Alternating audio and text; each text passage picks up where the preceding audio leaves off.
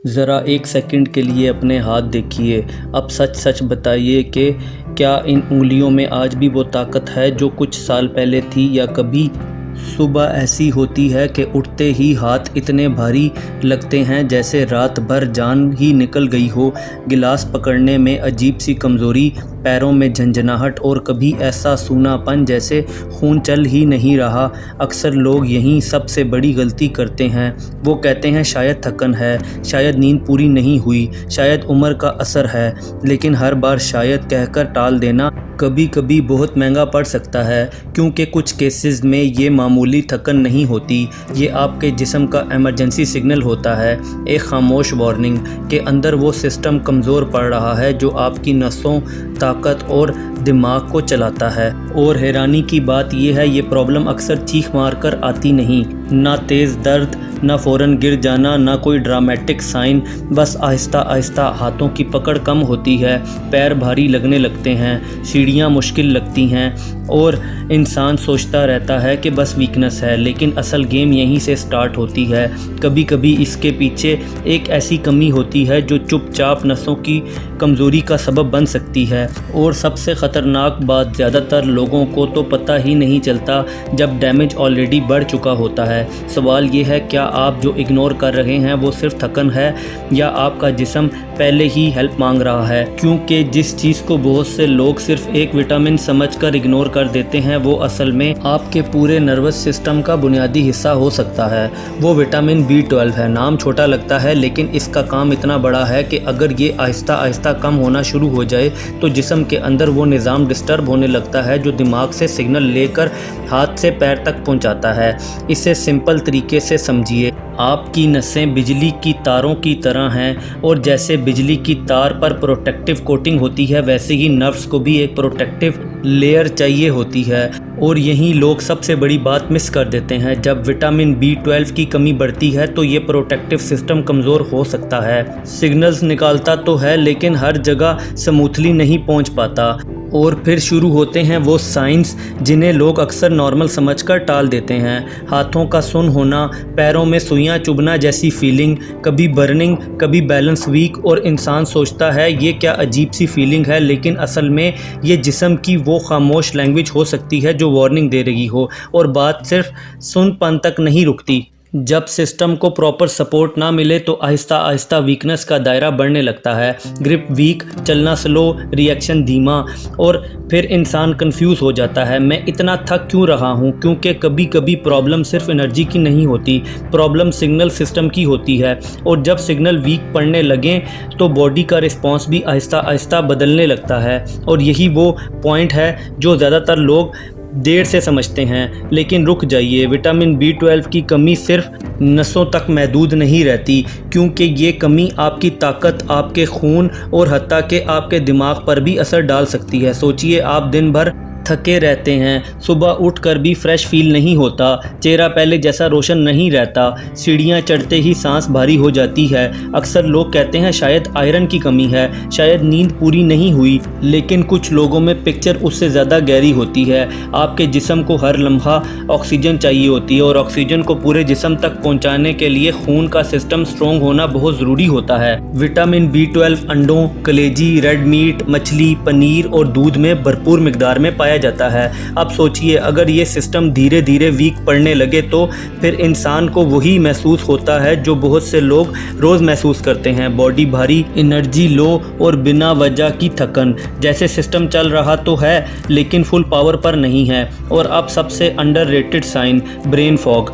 कभी नाम ज़ुबान पर आकर रुक गया, कभी चाबी रख कर भूल गए, कभी किसी काम में दिल ही नहीं लगा। यहाँ लोग सबसे बड़ी गलती करते हैं, वो कहते हैं बस स्ट्रेस है, लेकिन कभी कभी दिमाग को वो सपोर्ट नहीं मिल रहा होता जो उसे शार्प बनाने के लिए चाहिए होता है, और फिर फोकस आहिस्ता आहिस्ता ब्लर होने लगता है, सोच का फ्लो लो मेमोरी डल और इंसान समझता है कि मैं बस ओवरवर्कड हूँ। लेकिन असल बात ये भी हो सकती है कि जिस्म अंदर ही अंदर वो बुनियादी चीज़ें मिस कर रहा हो जो नर्वस सिस्टम और मेंटल क्लैरिटी दोनों के लिए ज़रूरी थी। ये सब कुछ अक्सर आहिस्ता आहिस्ता होता है, इस कदर धीरे कि लोग बहुत से प्रॉब्लम को समझ ही नहीं पाते। जब कन्फ्यूजन उनकी डेली लाइफ का हिस्सा बन चुकी होती है तब उनको जाके समझ आता है। अब सबसे बड़ा सवाल, अगर इंसान खाना खा रहा है, रोटी दाल सब्ज़ी दही सब कुछ ले रहा है, तो फिर कमी होती कैसे है? यहाँ पर बहुत से लोग कंफ्यूज हो जाते हैं, क्योंकि हर प्रॉब्लम सिर्फ कम खाने की वजह से नहीं होती। कभी कभी असल मसला ये होता है, खाना अंदर जा रहा होता है लेकिन जिस्म उसे पूरा फ़ायदा नहीं ले रहा होता, और ये वो हिडन पॉइंट है जो ज़्यादातर लोग समझ ही नहीं पाते। सोचिए, अगर ज़मीन पर पानी डाला जाए लेकिन मिट्टी उसे सोख ना ही करे तो पानी होने के बावजूद पौधा प्यासा रह सकता है। बिल्कुल इसी तरह कुछ लोग न्यूट्रिएंट्स ले रहे होते हैं लेकिन एब्जॉर्प्शन वीक होती है, और फिर इंसान हैरान होता है, मैं खाता इतना हूँ फिर भी वीकनेस क्यों? सबसे पहला इशू होता है डाइजेशन।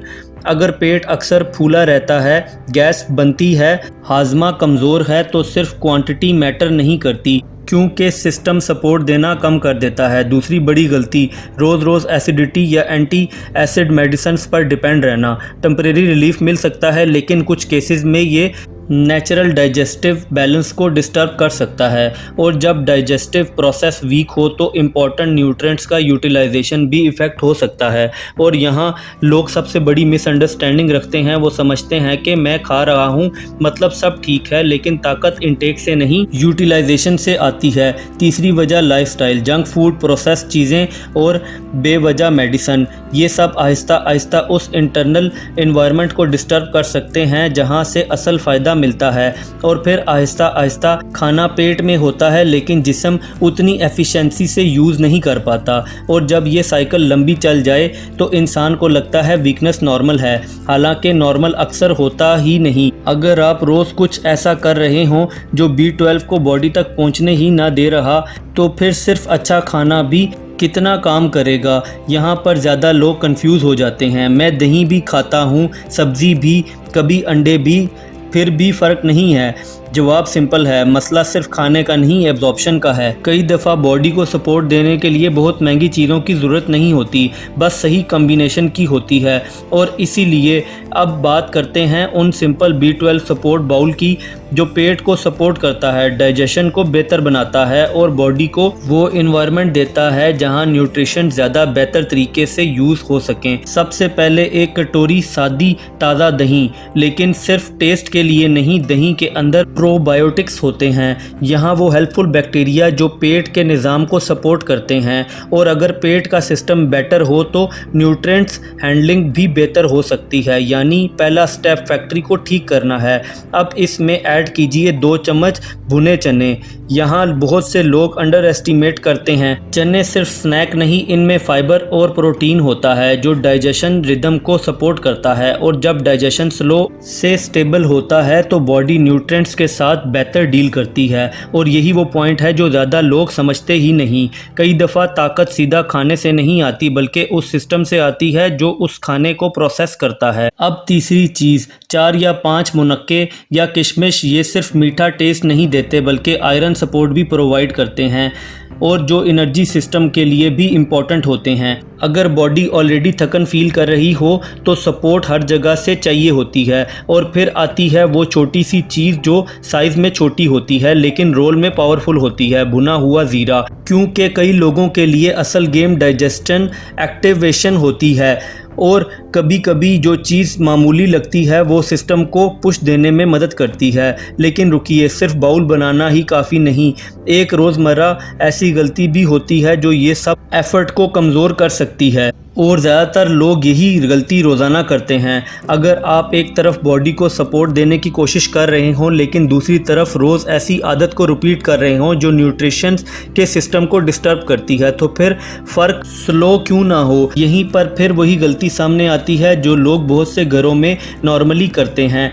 और बहुत से लोग एक्सेस चाय और कॉफ़ी का इंटेक करते हैं। अब ध्यान से समझिए, मसला सिर्फ चाय पीने का नहीं बल्कि हर चीज़ की तरह बैलेंस का होता है। नाश्ता चाय, खाने के बाद चाय, शाम चाय, रात चाय और फिर हैरानी होती है एनर्जी फिर भी लो क्यों है। रुक कर सोचिए, क्या बॉडी को असल सपोर्ट मिल रही है या बस टेम्परेरी झटका। लिहाजा खाने के फ़ौरन बाद चाय पीना भी बंद कर दें। अगर आप चाय लवर हैं तो आप इसके अंदर डिफरेंस रखिए। खाने के कम से कम 1 से 2 घंटे बाद ही आप चाय का इंटेक करें। इसके अलावा रोज़ाना फ़िज़िकल एक्टिविटी लाजमी कीजिए। कम से कम 20 से 30 मिनट की वॉक लाजमी कीजिए ताकि आपके अंदर मौजूद ब्लड फ्लो को बेहतर किया जा सके और इस अमल को रेगुलर करें। मेरी बातों पर अमल करके रोज़ाना अपनी फूड क्वालिटी को लाजमी चेक करें जो आपकी गट को सपोर्ट करे, मूवमेंट को लाजमी बेहतर करे, स्लीप अपनी लाजमी अच्छी करें और टाइमली चेकअप्स को भी लाजमी डॉक्टर्स के पास जाकर करवाएं। छोटी चीज़ें बड़ा फ़र्क क्रिएट कर सकती हैं। लेकिन अब फाइनल सवाल,